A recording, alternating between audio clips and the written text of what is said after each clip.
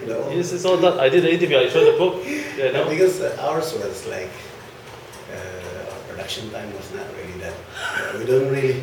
It's like I don't know, but we're trying to really. Immigrant is trying to release like 4 or 5 titles at one time. My God. Yes. And Oh, that's it's hard. not only us. There's others, and they're really going to do that with blast. I hope so. And I need to contact all the artists and do an interview ASAP. And who else is on your list? Well, And, Andrew is done. You are done. So now is this and you are done, and this and this guy. I still have 1, 2, 4, 5 guys to go. Is it? Yeah, I need to contact this rest before it's too late. So if you can help me. I don't have their contacts per se. Even for Andrew, I don't because I changed my handphone. But I do have their emails. Yeah. So I could just forward those. Yeah. Number to you. Oh, thank you. Much I appreciated. mean, considering that they're also rushing their Oh yes. Can I show this? Sure, there's more. No, this dark. No, this dark. Yeah, these are cartoons where I have cartoon books where I have works inside. So, Okay. so I just sort of can I show it like this? This is your work. you know, it's not So.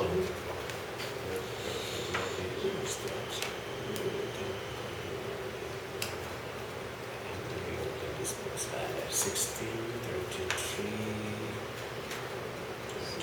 33. Okay, 16. Okay. 43.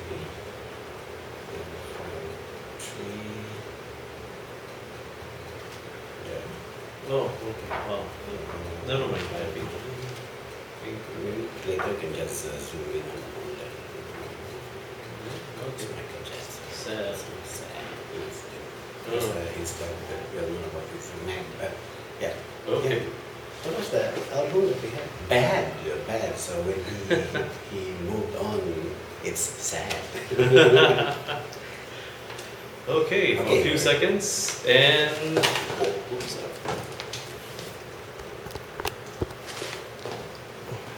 Okay.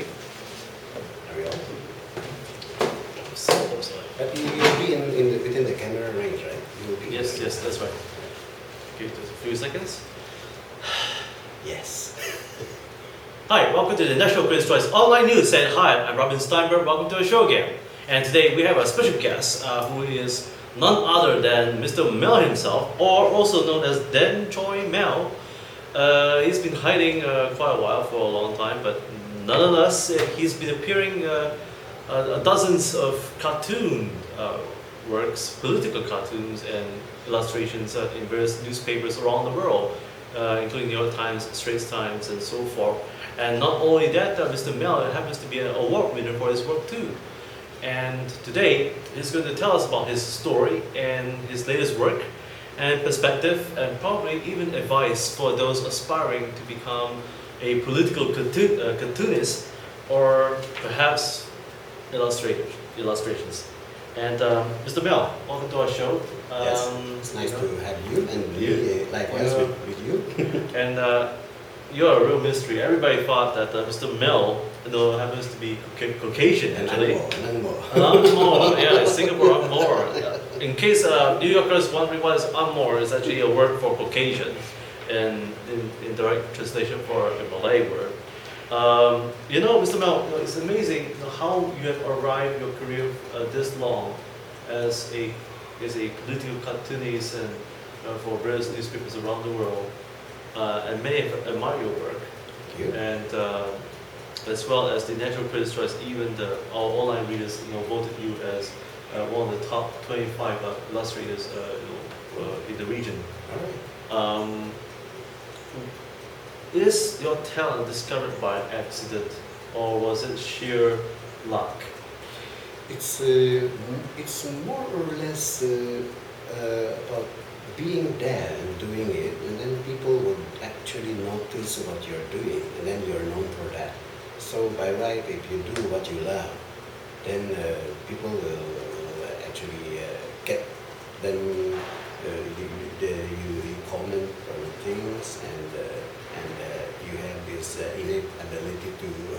transform the news into so-called visuals or images. So it's I've been doing that for years, and somehow I'm not really. It's just that people liked it, and when you have that sort of encouragement from others, then somehow it fuels your desire to be on top form and as an image builder or a cartoonist or an illustrator. That makes sense. Amazing. And being a cartoonist yourself for political desks around the world and so forth, first of all, may I ask, how did you first start out as a cartoonist? Was it you began since you were young, or was it through inspiration of a hobby, or I mean, you're Filipino, I am. Yes. Everybody was surprised that you're from Philippines. Yes, I am. Yes. And so, and where do you get the ideas from? All right. Okay. My inspiration, I do remember that when I was growing up, I had been pestering my father to get me papers. Those band paper, we call it, those that we used to write, type on. So I would ask him for that from the office, and I would ask him to borrow books about art from the library, from the town library, from the town where I grew up in. And somehow I got exposed to the Renaissance, masters like Da Vinci, Michelangelo. So pretty much I was into that when I was young, very, very young. So I was about 5. I do remember drawing something when I was 5. I do remember specifically that I was actually doing more drawing than playing outside with the other kids, because that's what I remember, and that's what I love to do. Then as I go along and I get on to win awards when I was small, that really that was the affirmation that I could very well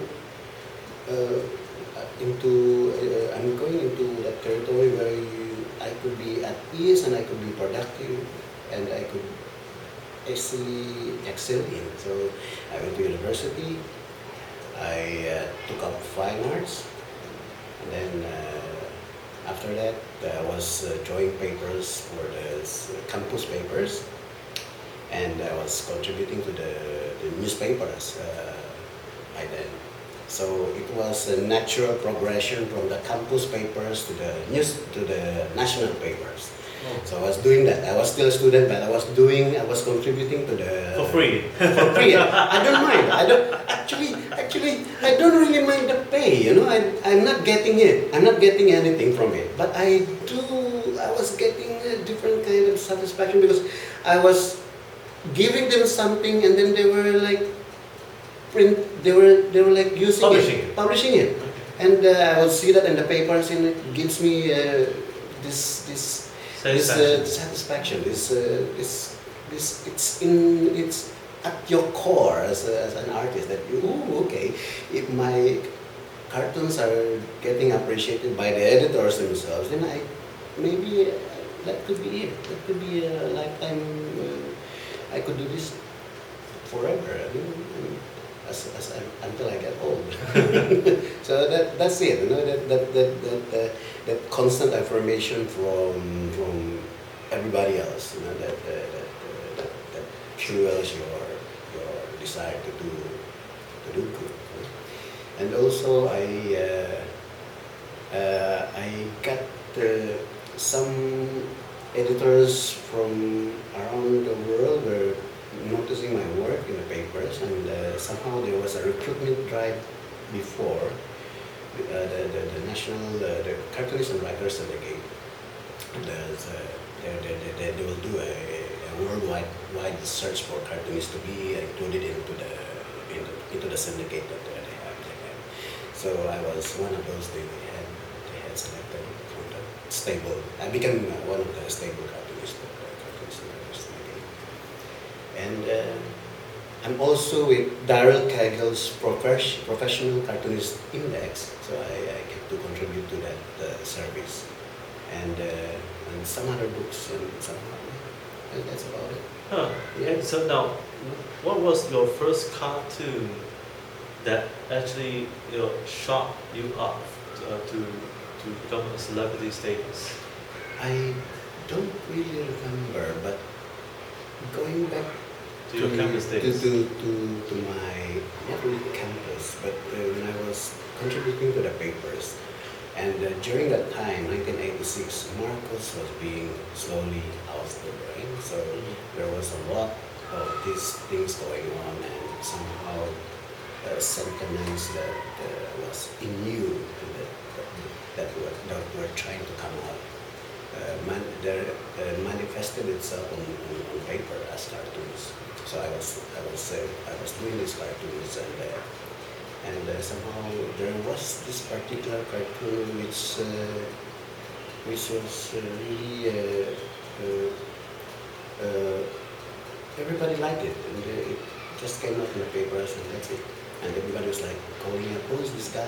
Who did this cartoon? Who's this guy? So I don't have a copy of that right now, but I could send it to you. Oh, It should be in the library. It should be in the library. So that was the cartoon of Marcos. Marcos, yes, Ah. it's a Marcos cartoon. So you see, the greater the anger, and the effective the cartoon.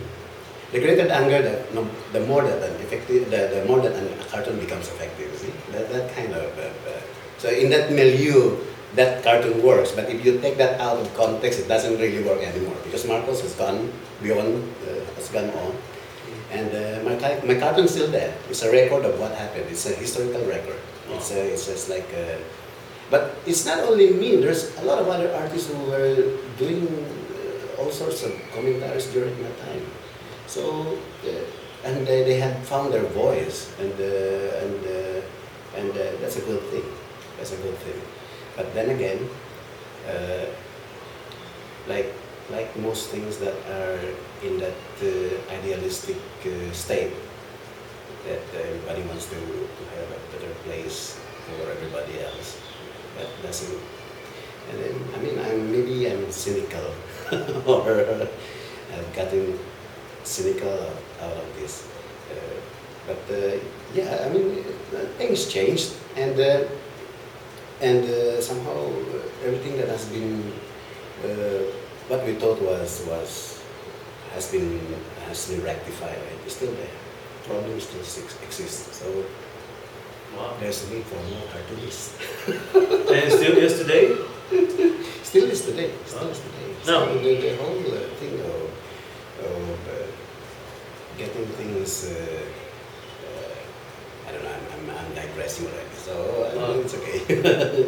Now, who was your mentor that actually helped you and encouraged you in this career? I have a lot of people who have really inspired me, and of course my father was one of them. And he's more of a writer.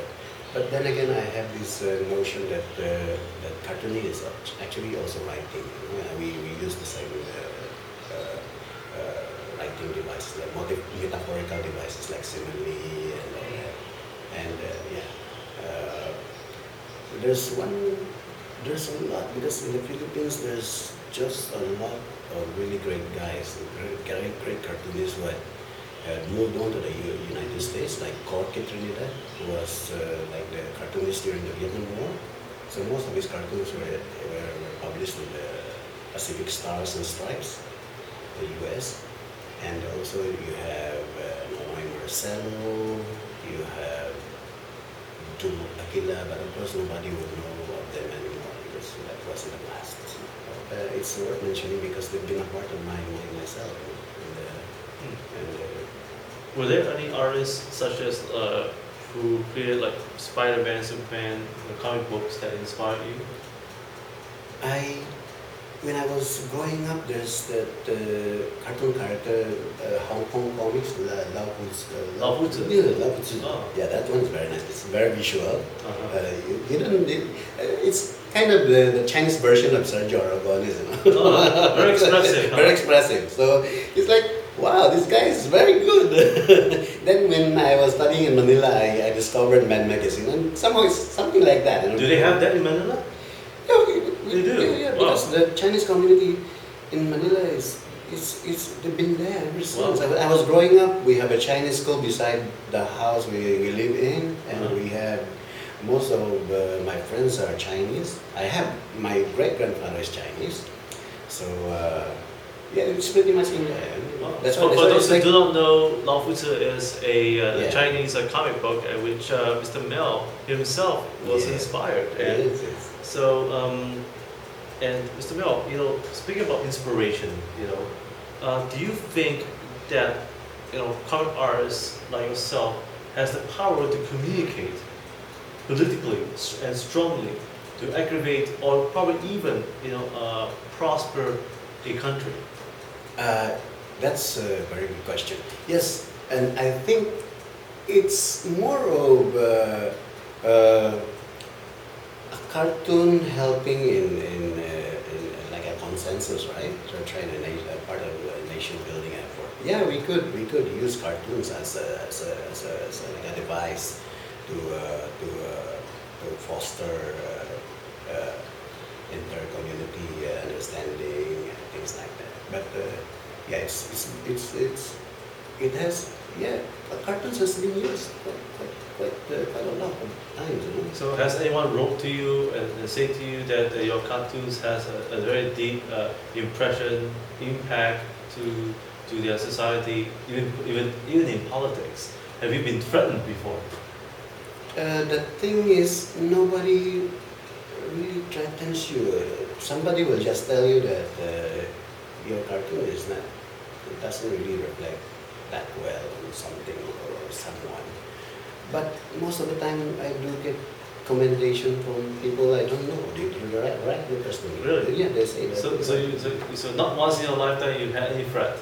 I mean, they can just, the thing with cartoons is that when they get angry, they don't have the means to counter it because like, can they draw first? Firstly, can they draw? Can they draw something about me? No, they can't because I'm practically unreachable. You know, you have to go through the Straits Times. But of course, it's the message behind it. It's somehow if you could distill the message into a more potent visual form, like a cartoon, an innate cartoon that somehow sums up all of these things in a single image, then you're effective. And every day I try to do as much as I can to achieve that, but it's not always. That's the ideal, but the ideal can only happen maybe once. I mean, it's a confluence of some other things. You know, if it's like that Marcos cartoon that you're hoping that they really wanted, or they had appreciated before, or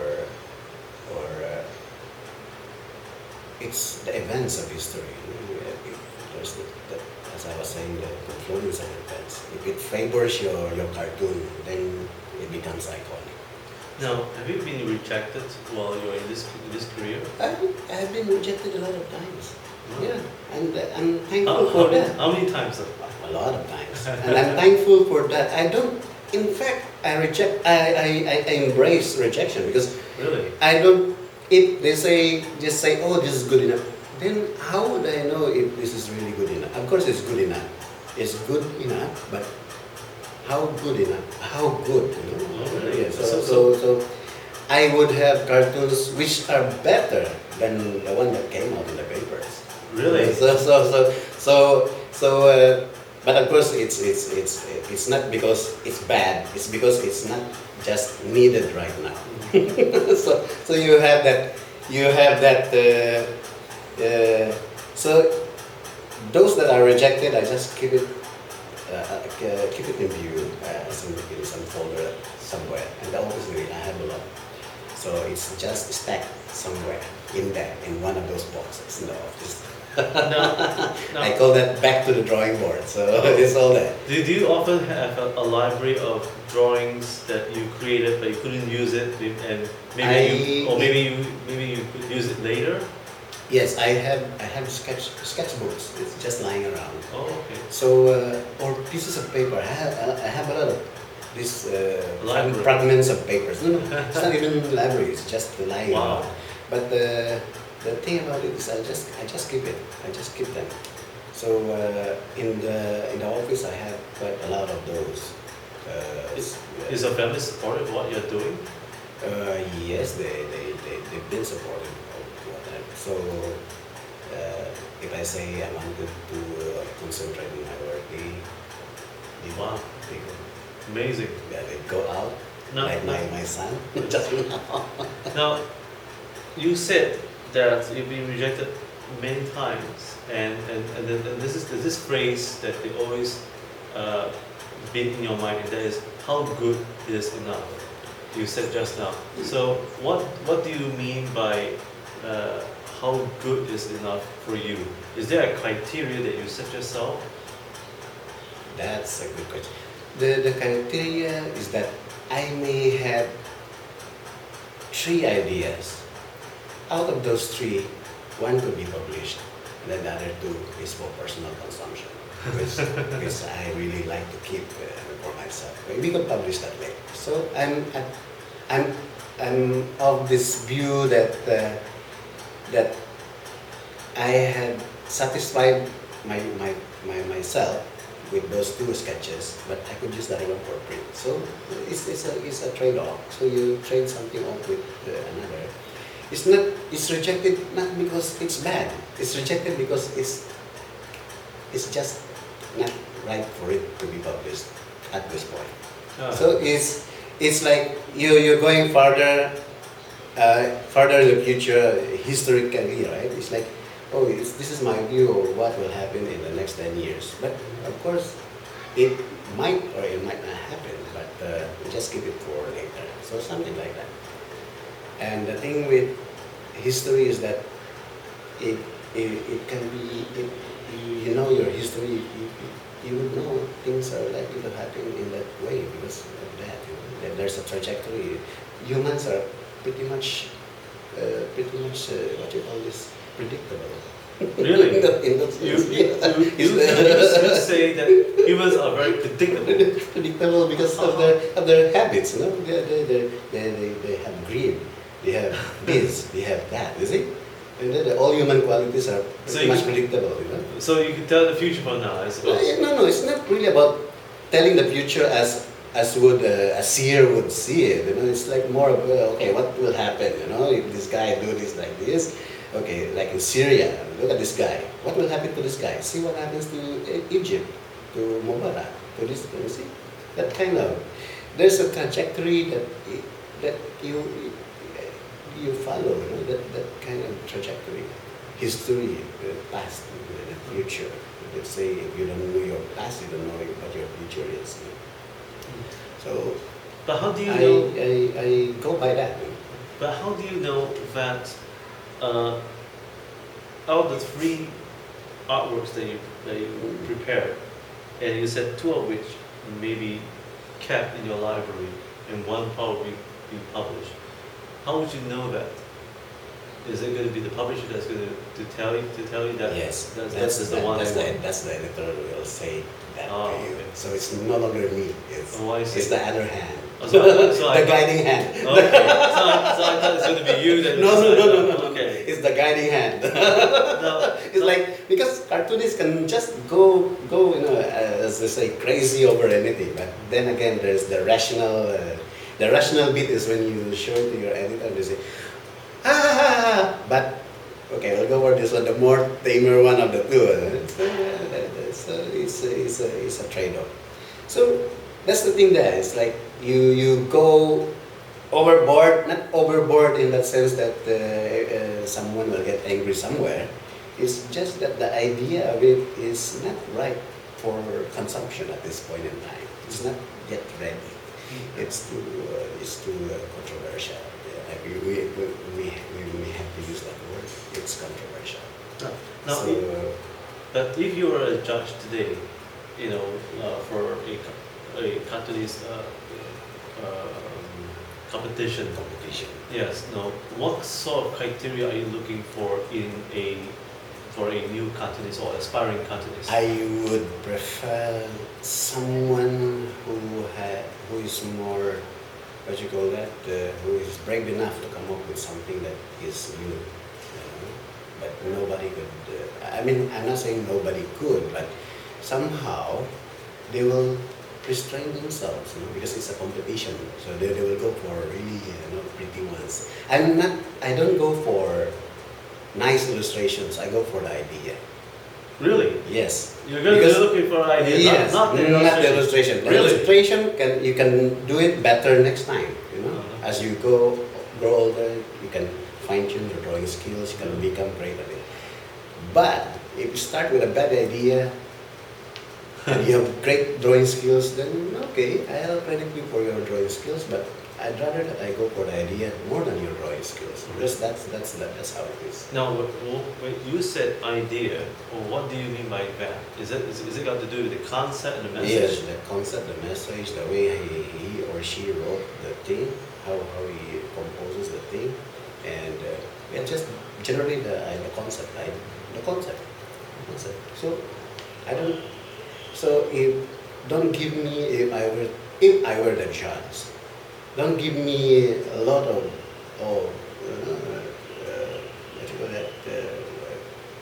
They have this term, Cliches. eye candy. Eye Don't give me eye candy. Ah. Give me what's at the core. What's at the core of it? Give me that, and then I'm good. I'm good with you. Now, have you ever been disappointed by the fact that people, or even editorial, will tell you that they don't like your work, and It's more of how do you cope with disappointments? How can the cartoonists, or Yeah. especially new ones, cope with disappointments? I go for a walk. Really? And I will have coffee, and I'm good. Really? Yeah.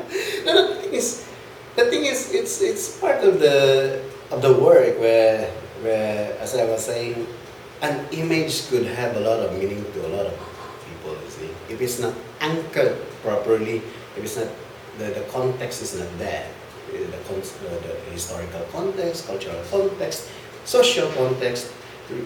I don't want to mention religious context because that's really out. It's really out of the equation. So if it's not within context, and it's not anchored properly. I mean, if you don't have like textual elements that says, oh, this is one. So it's like an image, or you could do a lot of readings into it. Then it doesn't work. So you really have to be inert, Huh. inert as an image as far as an idea. So it's that. It's kind of that kind of approach. So yeah, I don't really mind getting rejected. Rejection is part of it. How about anger management? Because some people may have what if an editorial Okay. will take it? Anger management. I mean, like some editorial, they'll just take your outright and they crush it and they tell you I don't like you, and then the cartoonists get angry and they start bashing. That's. Have you got? No. The thing is that You never got angry in your life. I do get angry, but then again. How do you manage? How do you manage your anger? Manage my anger. That's a good. Okay, I have a lot of things. Could you give 3 pointers on that? How to overcome anger when the editorial say to you, hey, No, the thing is, most of my editors are really nice. They're not the type that you just describing to me. They're not like that. They will say, could you very diplomatically tell me that this will not work at this point. And they will explain. And then somehow you're privy to some other stories behind why we couldn't use this. So that's it. So as long as I'm enlightened why we cannot use this, so that kind of backgrounding. If you just say outright, oh, I don't like this, why? You must tell me. I mean, I need to be enlightened, right? As to why this cannot be used. or why this doesn't work. The thing is, and some of them could be, they will, Temperamental. no, no, I mean, with a lot of work in the papers, you cannot really afford to get angry or you just wanted to get this done and somehow, yeah, that's a good question. Anger management. Yeah. Yeah. I mean, I'm sure you got Yeah, been angry I mean, before. How did you you do get angry, but then again, no point because it takes too much energy to get angry. So how do you overcome it? And that's what I was telling you. I go for pizza, I go for coffee. Cheese pizza. Four cheese pizza. Wow. So if you're gonna get angry, eat. Eat pizza. Just kidding. Just No, kidding. no. Because you have to go for your something that gives you comfort. So what gives me comfort? I go to the library. We have a library in our office. I go there just to wind down, just to flip through those guys who can draw better than you and say, oh, okay, I can do. I'm not yet really that bored. So you have to look at what others are doing because if you have this notion that you're better than them, then there's no point in you progressing on what you have just done right now. So you have to always keep in mind that there's another guy somewhere who's good, who's better than you. You have to accept that. So are you afraid of that? No, I mean we can work together. Oh. Now, how did you get all your inspiration creating new content? Okay. I read. I mean, there's food. I read a lot. I talk to. I even talk to uncles, the taxi uncles. Okay. I talk to them. I listen to, and they do have ideas of their own. You'll be surprised. Oh wow. Yeah. I talk to the uncle cooking in the coffee shop uncle. I just ask them how's your day, and then they'll tell me, and then somehow it gives you an insight on what is happening on the ground. And wow. And also, has it got to do with your fashion sense as well, especially with your glasses and your watch? Does it enhance your creative juice? Help you? And I mean, if you sit down at a coffee shop, you get to see a lot of things and hear a lot of things, and somehow it's a good place to be in actually. But now all the coffee shops, all the uncles have gone on, so it's like wow. So where are you going to find your inspiration? Yeah. Starbucks? Starbucks? No. It's too. Maybe the hotel lobbies or bars. It's Starbucks is too. I don't know. I cannot really pin down what the crowd is in or there. maybe the martini bar over at the Grand Hyatt. No. That is not the place to be in if you want Really? to. Yeah, if you want to listen into what is happening on the ground, it has to be that right there, by the roadside. Wow. So I don't understand Chinese. I can understand a little bit of Malay. I can understand. Well, they don't talk in Malay, but then again, when they talk right Chinese, but you could get hints of it because some words will be in English. They'll talk Chinese, then some words in English get creeping in. So it's like, ooh, they're talking about this. So something like that. So it's you decipher what they're talking about, and that's part of the